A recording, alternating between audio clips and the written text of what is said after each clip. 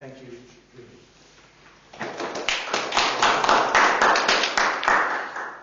Thank you, Leon. You've been very kind to me. It's nice to be here in Australia. I've never been here. And it's nice to see some of my old friends here. And today I'm going to talk about my life as a writer, and to some extent science fiction writer, but I think of myself for really just as a writer. And I'm pretty well positioned to make this talk because I just finished the third revision of my autobiography. I've been working on it for the last couple of years, so everything is fairly clear in my mind.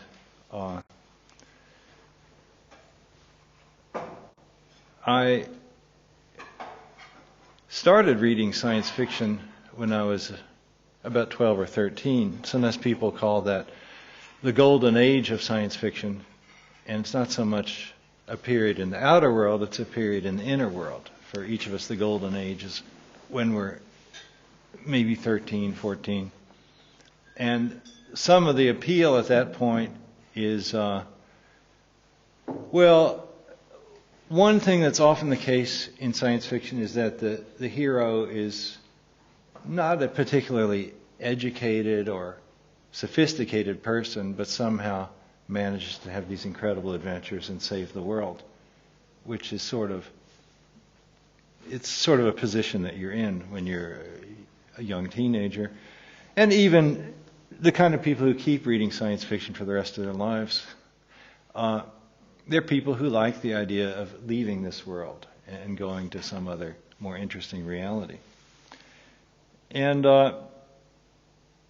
the other thing that I got interested in early on was the beatnik writers. When I was in high school, I read Jack Kerouac and William Burroughs and Allen Ginsberg, and I was very taken with their style and also the sort of worldview, the anti-authoritarian worldview of sort of turning your back on consensus reality and not taking for granted what the media or the government or your teachers tell you, and seeking out your own truth, seeking out your own pathway to enlightenment. And I went to college, and I wasn't doing very much writing during college, but I wanted to write something, and I had these sort of two desires to write beatnik novel and to write science fiction. And then when I was, I guess this would have been around, I was about 32, I guess, when I wrote my first novel, and it was a novel called Space-Time Donuts. And it had that quality of being, it's sort of a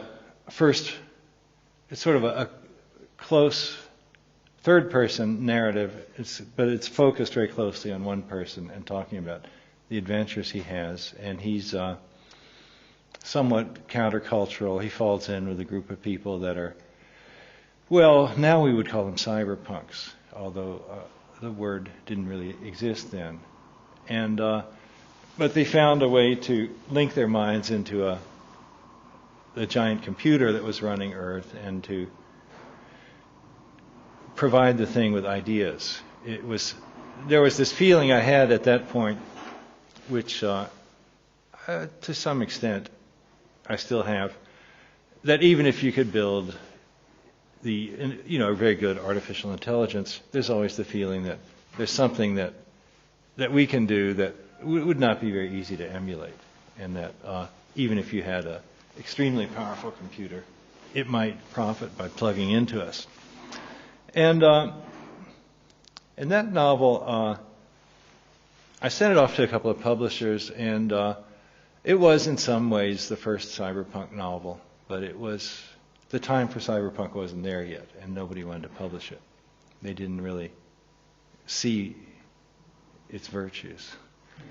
But I was able to serialize it. There's a magazine called Unearth that was devoted, it didn't last very long, but it was devoted to just publishing authors that had never been published, which And they paid me, I don't know, a couple $100, and they serialized that novel. Well, they serialized it in 3 parts, but they only managed to get the first 2 parts out before they had to fold. Now, I still, at that point, writing a novel seemed like sort of an impossible thing to do. I was surprised that I'd been able to do it at all, and I wasn't sure I could do it again.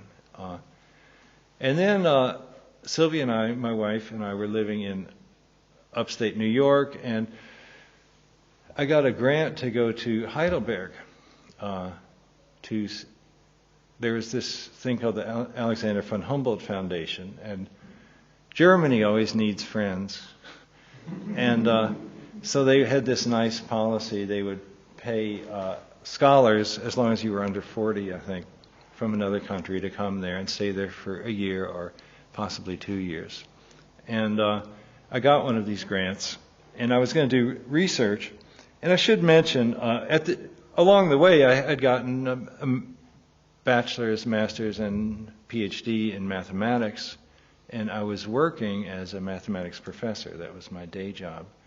And in some ways, being a science fiction writer or a writer at all, in some ways mathematics is a useful preparation for that, in that in mathematics you often take the idea of taking some set of axioms and seeing what follows from that logically. And in some respects, a science fiction novel is like that. You take some altered situation and say, what's going to ensue in this world if we assume that such and such is given? What's going to happen? Anyway, I got this Humboldt Foundation grant to go to Heidelberg and I ended up staying there 2 years. And I was doing research on a problem having to do with sizes of infinity. And there's a famous theorem proved by George Cantor in, I think, 1885, that there's actually different levels of infinity. Ordinarily, this sort of, if people have to think about it at all, they would naturally assume there's just one kind of infinity. You get to infinity and that's that. And Cantor, with a very subtle and clever argument, was able to show that there could be different sizes of infinity.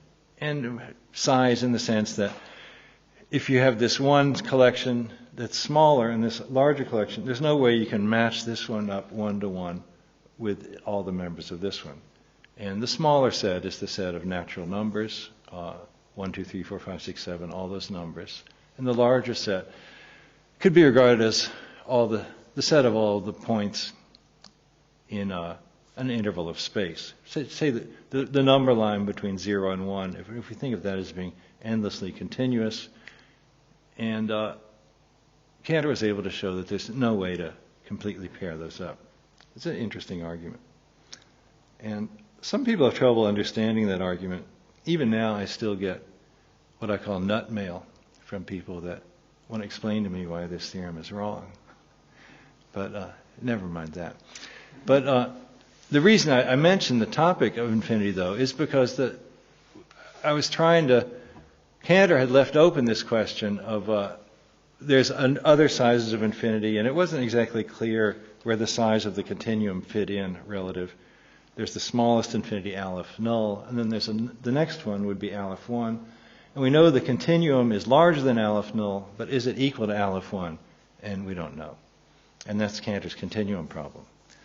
So I went to Heidelberg, and my goal, I read all of Cantor's original papers in German. For some reason, they've never been translated, his philosophical papers. And I was hoping to make some progress on Cantor's continuum problem. And after about 6 months, I sort of realized I really wasn't going to get anywhere, and that it really was not my fate to be a truly great and famous mathematician. You know, I aspired to that, but I could see that was not going to be in the cards. And then I said, well, maybe I should write another novel. And actually, Sylvia was visiting her grandmother in Budapest, and I was alone for a few days, so I started a novel that it was eventually called White Light, or what is Cantor's continuum problem. And the white light is sort of stands for this mystical illumination. Sometimes people, if they see God, they imagine that they're surrounded by blinding white light. And so the novel was written in what I came to call my transreal style. And transreal is a word I made up. It's always good to make up the word to describe your work, because then there's no danger of it meaning something that you don't want it to. So transreal meaning, that is, I like to sometimes write about things that are sort of, in some sense, autobiographical novels, but add some aspect that kicks it up into science fiction. And that's the trans aspect. And it's my feeling that a lot of the things that we use in science fiction they could be viewed as objective correlatives for deep psychic things. Like time travel is in some way a symbol of our desire to go back to the past. It's nostalgia. Or telepathy is in some way correlates to the idea of this sort of hope and dream that we have of being perfectly understood by someone, by a friend or by a loved one. And the idea of an intelligent robot is perhaps the idea of being able to take full control of some small aspect of the world. And infinity is, to some extent, the quest for God, the quest for enlightenment. And so it's always seemed to me that it's a good way to enrich something that would. My sense was there's no point in me trying to write a regular autobiographical kind of novel. I mean, it's been done very well. Mimetic, realistic fiction. Lots of people can do it. John Updike, one of my favorites, and lots of people since then. And my idea was to write something along these lines, but to have this science fiction in it. And the other side of the coin, what is often, in my opinion, somewhat weak about science fiction novels is very often the characters in it are very flat. They're sort of two-dimensional. The kind of characters you see in something like Star Trek, which, it's entertained a lot of people, but the characters, they're not like people that you actually know. They're sort of flat and they're stereotyped. And my sense was that if I'm writing a science fiction novel where the characters are more or less based on people around me, then those characters are going to be more full and more rich, and they're going to say more interesting things. And so, in that sense, I saw the science fiction as enriching mimetic fiction, and the mimetic fiction as enriching science fiction. And so White Light was a transreal novel, and it was about, basically it was about my life in upstate New York before we moved to Germany. And about dreaming about trying to solve the continuum problem. And the way to take this out of the sort of theoretical, I mean, you don't want to write about a guy being a mathematician, writing things on a piece of paper. That's not very much fun to read about. So I had this guy leave his body and travel up, found this mountain that's as high as the transfinite number system. So you get up to Aleph 0, Aleph 1, Aleph 2, go higher and higher past the continuum, and at the very top is the white light. And when he goes to the white light, then he ends up back on Earth. And so I had a lot of fun writing that novel, and it was pretty well received. That one I sent off to I think Ace Books, and I didn't have an agent at that time. I tried to get an agent, but there was they would just write me. They'd charge me $100 to read the book, and then write me an insulting letter that the book they weren't going to lower the tone of their agency by mailing the book out. So it's so instead I sent the book directly to Ace Books, and I was the beginning writers. If you can always find the address of the publishers because they always put it on the back of the title page. And I found a book that was somewhat similar in tone to White Light. It was a book called Miracle Visitors by Ian Watson. a British science fiction writer. And I sent it to Ace Books, and they said, all right, we'll buy it. And so then I was launched. My career was launched. And that was this. I managed to extend my grant because I didn't have another job to go to at that time. I was also, particularly at that early stages, I was not all that successful as an academic. It was part of my age had to do with it. My age cohort, sort of before me, a lot of the jobs had been filled up at universities, and there are a lot of people my age, and it was not very easy to find a professor's job for people in my generation. And the branch of mathematics I was in was not a popular branch. Because it was mathematical logic, the set theory, the science of the infinite, which many mathematicians think that's not very useful. That there's often more interest in things that have more applicability, things like linear algebra or analysis, things like that. So anyway, the thing was, it wasn't like I had a job to go back to, so we extended our stay in Heidelberg for another year. And I might mention two of the people that we knew in Heidelberg are right here. Nice to see them here, Australians. And anyway, so the second year I wrote a novel called Software. And that was maybe the best known at least of my early novels. And Software at that time, this was 1979 when I wrote this. Software was not at all a well-known word. It was a word I'd seen in the Scientific American. And when they would use it, they'd put it in quotes, these instructions for the computer, sometimes called, quote, software, And I thought, well, that's a cool word, And then I had this idea. I'd been reading the philosophy of mathematics and thinking a lot about whether or not, already before computers could do anything at all, the philosophers of mathematics were wondering, could a computer ever be conscious? Could a computer ever think? So that was a problem I'd been thinking about. And I'd come to the conclusion that it would be possible to evolve an intelligent computer program.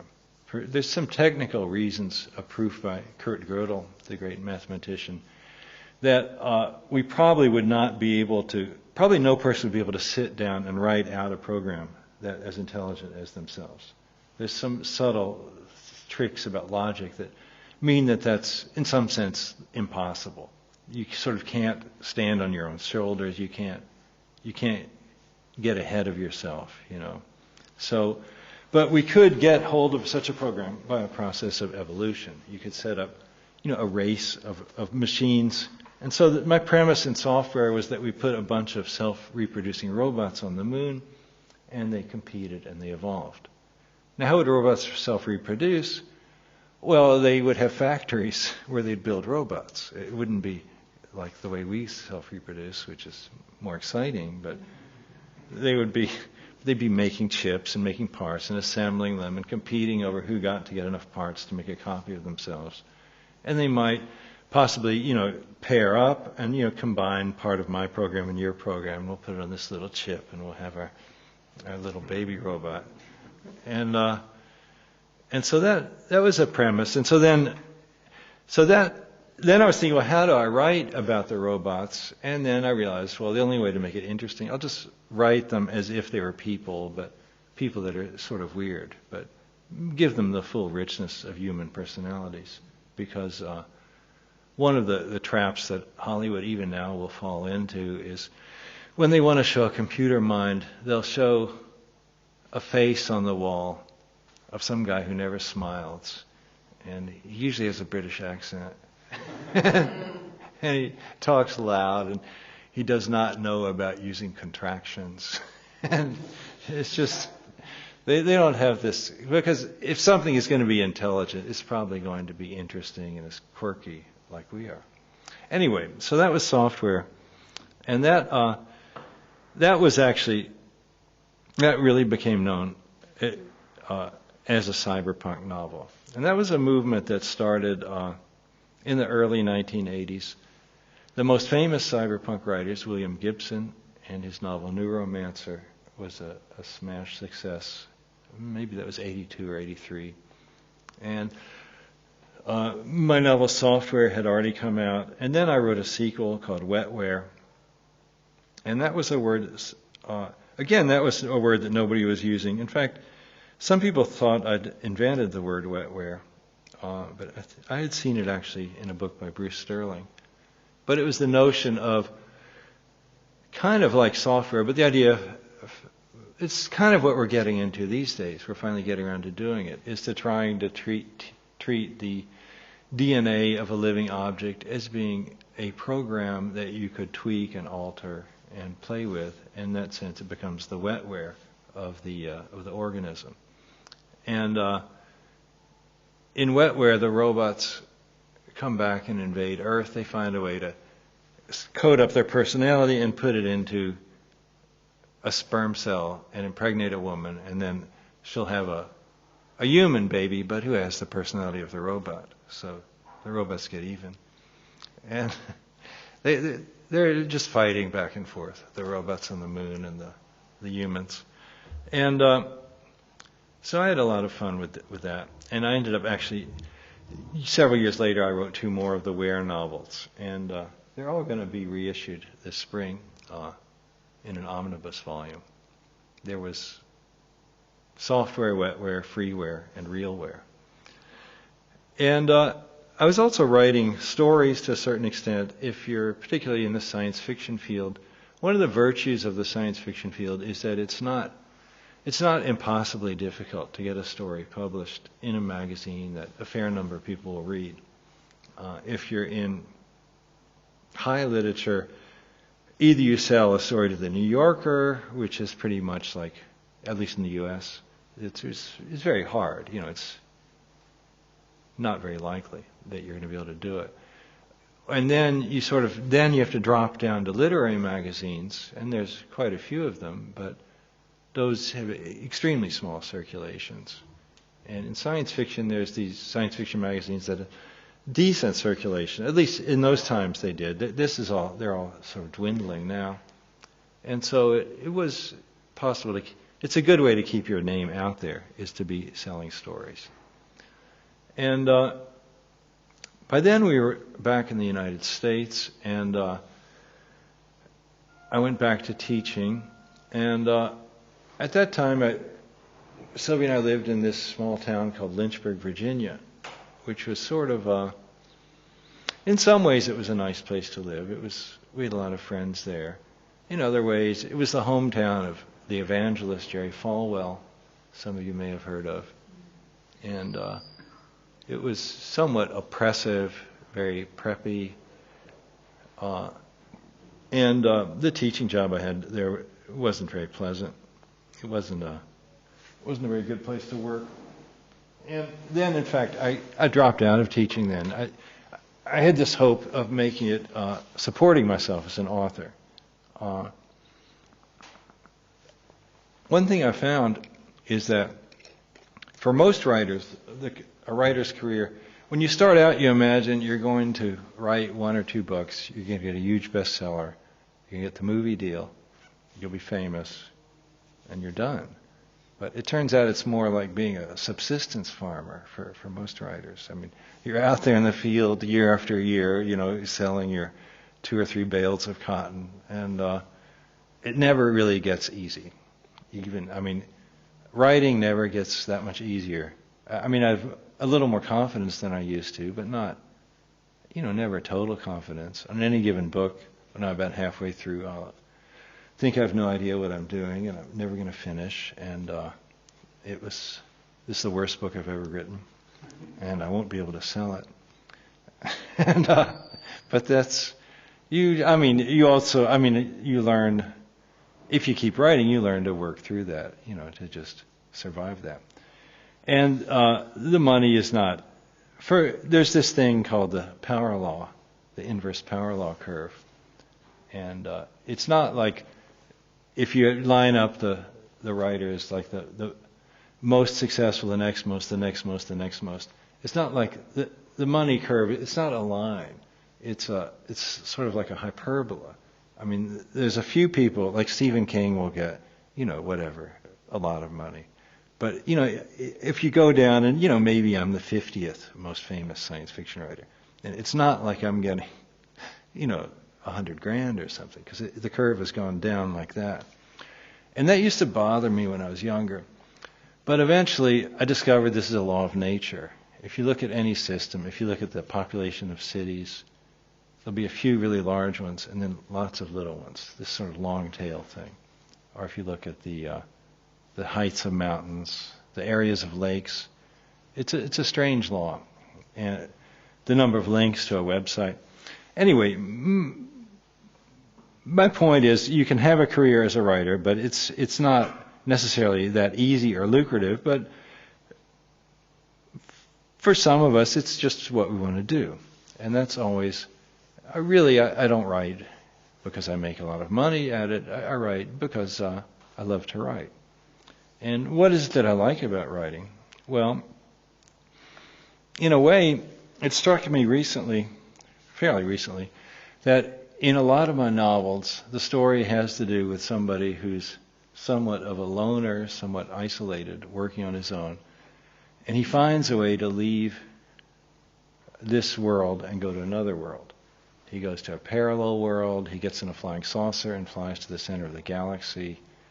He shrinks down into the subdimensions. He goes into hyperspace, goes to infinity. It's always, he starts out an ordinary life, he goes somewhere else, has these amazing adventures, then comes back, and I'm usually prone to giving my books happy endings. He comes back and then somehow he's fixed things. He's saved the world, he's brought back something good. And what I realized was that in a trans-real fashion, what I'm really writing about when I do that, I'm actually writing about the process of me writing a novel.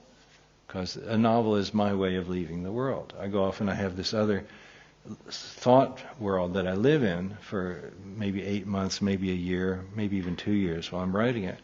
And there's people that I know there, my imaginary friends, you might say. And but this whole edifice, and I can build it up. And I like that. Well, I mean, there's things about this world. I love this world. I love nature. I love my family. But there are things about this world that, they're frustrating. You see things in the newspaper that you wish weren't the case. And things often don't really go the way you'd like. And it's nice to have another world that's a little bit different, where things are more to your liking or more surprising. So that's... This summer I was teaching a writing workshop to some young science fiction writers called the Clarion Workshop. And some of them had this idea that it was a good idea to have their stories peter out and nothing happens at the end and everybody's depressed. And I was telling them, anybody over 20 already knows that life is mostly repetitive and depressing and ends horribly. This is not why people read escape fiction, to find this out. They know this.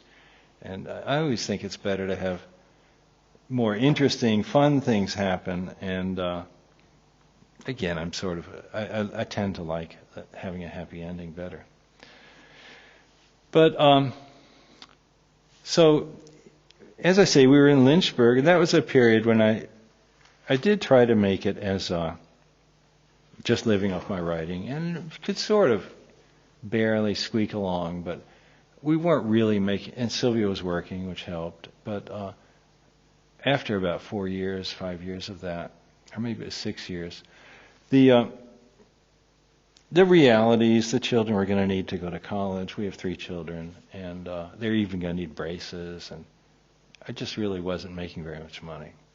And so then I went back into teaching. But during that period, that early period, I really wrote quite a bit, and it was a good feeling to sort of learn how to do it. And then we moved to California, and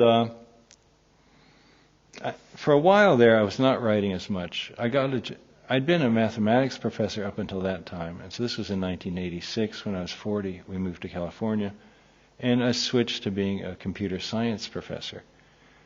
And they didn't mind that I didn't have a degree in it, because at that point there weren't very many people that had degrees in it. And the department, it was at San Jose State, which is actually in Silicon Valley. It's San Jose's at the bottom of the San Francisco Bay. San Francisco's here and San Jose is down at the bottom. And they had a department of combined mathematics and computer science. And when they hired me, they said, well, why don't you teach computer science for us instead of math? And I said, well, I don't know it. And they said, well, look, you know Cantor's theorem, you know Gödel's theorem. It's easier than that. So that's what I did. I actually spent 20 years doing that there. And that was very exciting to be sort of riding that wave of the developing computer revolution there. And it gave me a lot of ideas for science fiction. And one of the things that interested me that I learned was that I'd sort of imagined that computers would only do sort of boring things. They wouldn't do, could compute the logarithm of a number or draw a parabola. That they weren't going to do anything funky. But there was this thing that became popular right around 1986 when I went there, was fractals. And there's this very famous fractal called the Mandelbrot set that probably many of you have seen. It's sort of this, looks a little bit like an insect. It's one of these things where you can use the computer and you can zoom in on it, and there's just all these incalculable levels of really intricate, wild detail. And there was this other thing called cellular automata that I got interested in, and they're not so well known, though they should be. But and it's in a way they're like fractals in that you're seeing complicated patterns. But the thing about cellular automata is they're animated. So you set this computation into motion. It's a little like a lava lamp maybe, or like a fish tank, and you just have stuff just seething and crawling around and swirling. And it has this whole thing. There's this, I had informally this idea that I called gnarl, because I once heard, we had moved to California and we were at a wine festival, and some people were roasting a whole hog, and these two surfers go by and they look at it, and one of them says, "Gnarly, dude."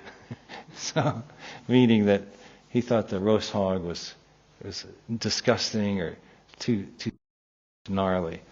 And so I like that word gnarly. Of course, gnarl is, originally it means like the part of a tree, where if a tree is very twisted, you'd say that's a gnarled tree.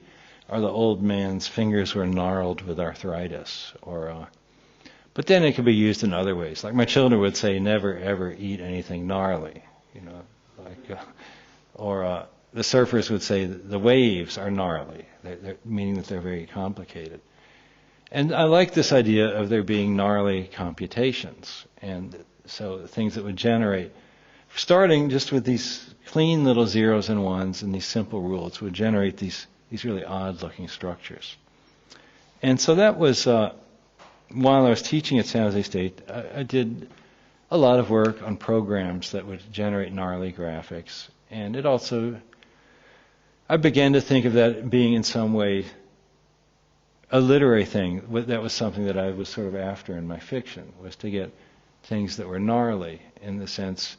And another way to describe gnarliness is that you can work out a sort of, and this is actually something I'll talk about a little bit on Thursday here as well, but the idea is there's this sort of spectrum of complexity where you can have something that's simple, periodic, just going up and down, and you can have something that's just blown out like video snow or static. It's just completely sort of random. And this is dull because it's just smeared. There's nothing there, and the repetitive stuff is dull. But there's this place in between where you get all the interesting things. And living creatures are like that. I mean, the patterns of a living plant, they're wonderfully intricate. They're not stereotyped and repetitive.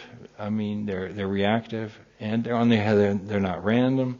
Or even the waves, the ocean.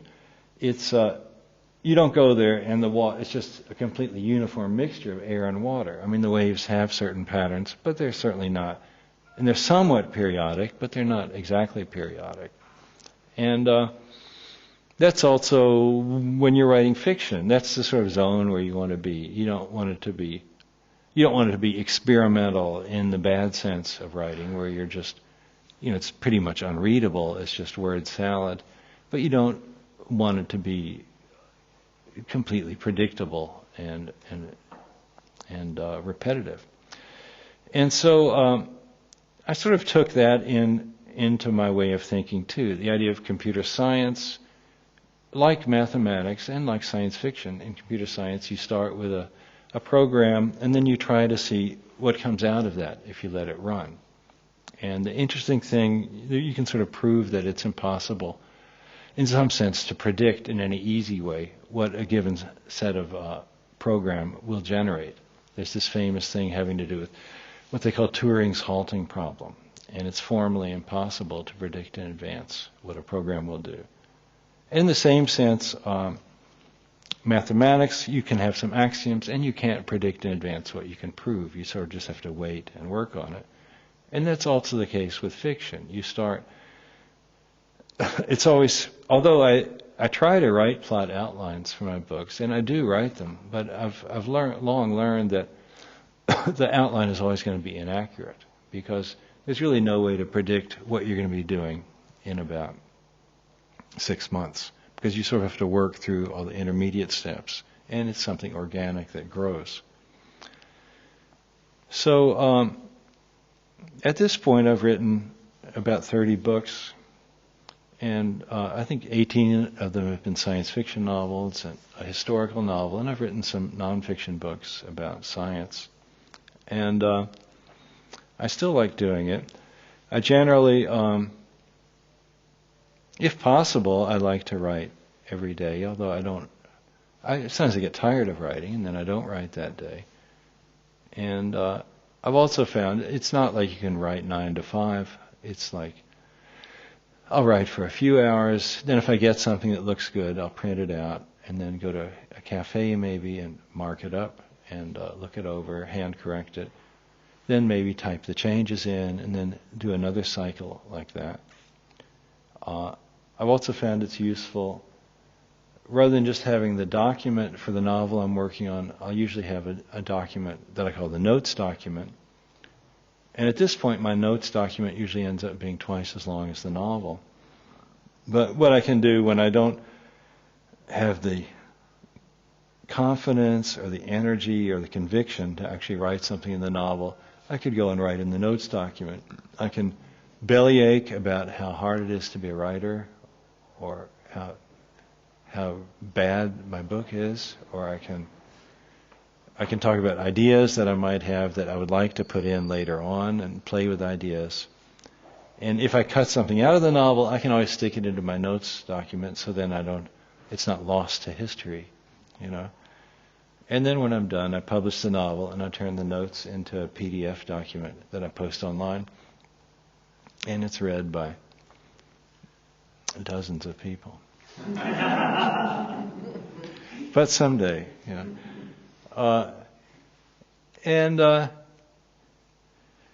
so at this point, maybe I've talked almost long enough now. I don't have too much more to say. I just would say I have found it very rewarding being a writer. It gives me insight into myself, certainly, into people around me. It helps me understand the world better. It's very pleasant. I enjoy all the different levels of it. I like playing with the words and choosing the right word. I like imagining the scene. I like bringing it into life. It's nice to get email from people that have enjoyed the books, and to get paid a little bit. So it's been a nice career, and really it's worked out. When I was young, I didn't really imagine I would be able to write and publish so many books, and things have really worked out better than I'd hoped. So I'm grateful that it's gone so well. And thanks again for coming out.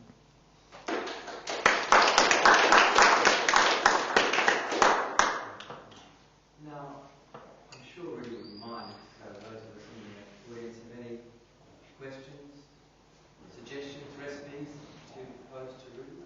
Sure, back there. Pardon me,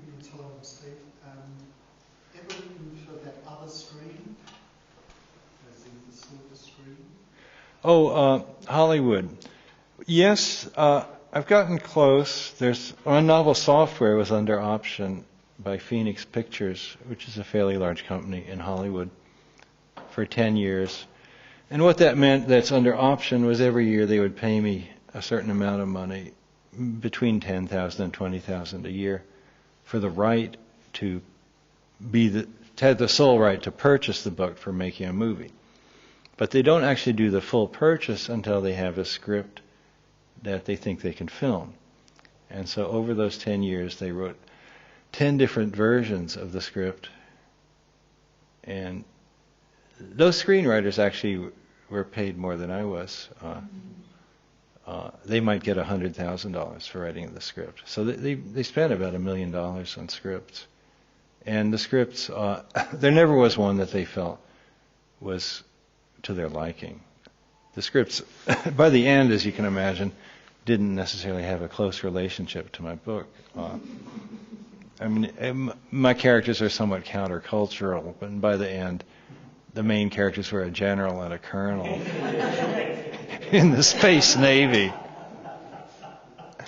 And when I realized things were really going south, I went to see the producer, and they always want to be creative, and they want to contribute something. So he says, I've got it. Instead of these robots on the moon, let's have a big army base there, and instead of it being the Pentagon, it can be the Octagon. So it didn't work out. And then I wrote another novel called Master of Space and Time. That's sort of a funny book. It's like a 3 wishes story about these two schlubby scientists. That's sort of a traditional form in science fiction. You'll have 2 scientists. They're sort of crazy losers, but mad inventors.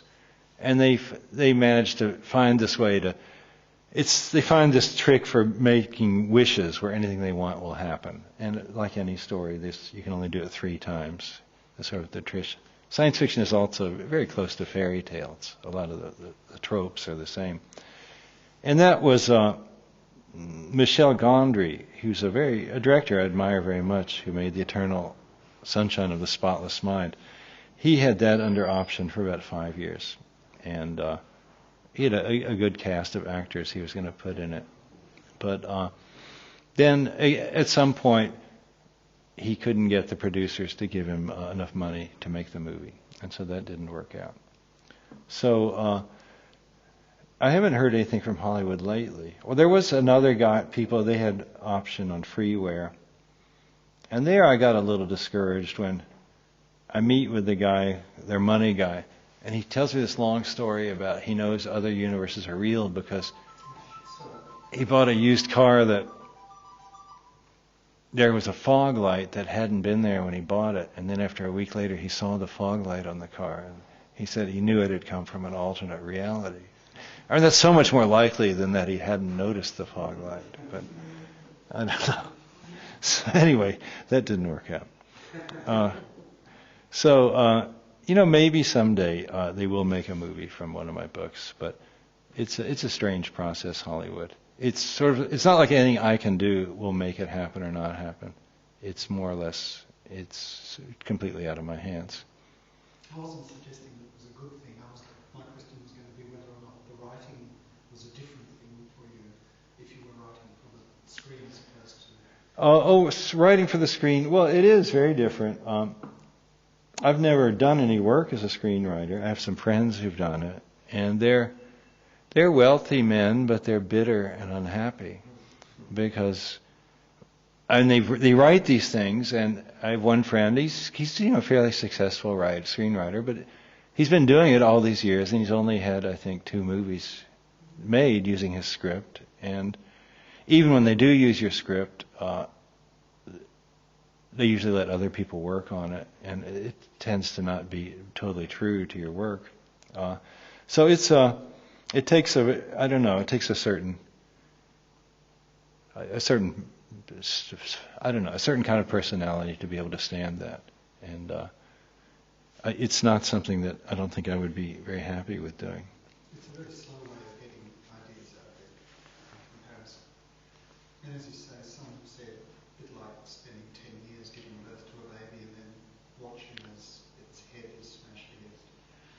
Well, in a way, but actually screenwriters, they know what's going to happen to their script, so they don't actually work on their script very long.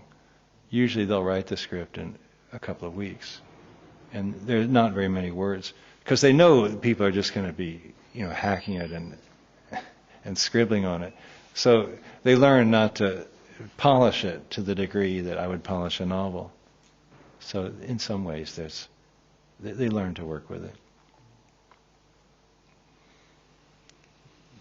Yeah. You said you had the idea, I think near when you started writing, that you didn't think that machines were, that artificial intelligence was going to be, I think that's what you said, it's superior to human intelligence. There would be a place for us, and that's still the case in the novel I'm reading now, post-singular. 20 or 30 years of computing hasn't changed your view about that? Well, it's an interesting issue.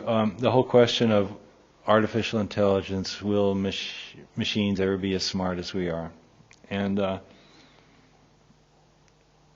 it's one type of argument where you simply look at what you might call the hardware capacity of your brain, how many neurons it has, how much information each neuron can store, how quickly they can sort of switch things on and off.